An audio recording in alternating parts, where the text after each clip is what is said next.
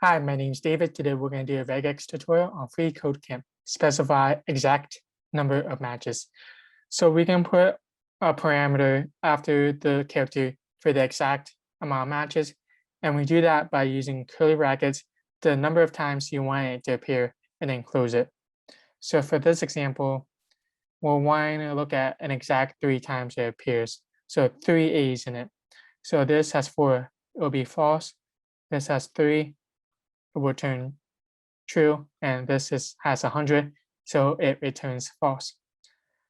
So for this exercise, it wants us to change the regex, tim regex, to match the word timber only when it has 4 letter M's. Great.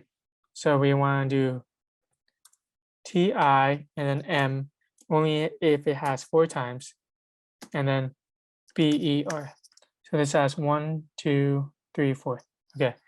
Now the result should be true. Great. And that's it for this one. Thank you so much.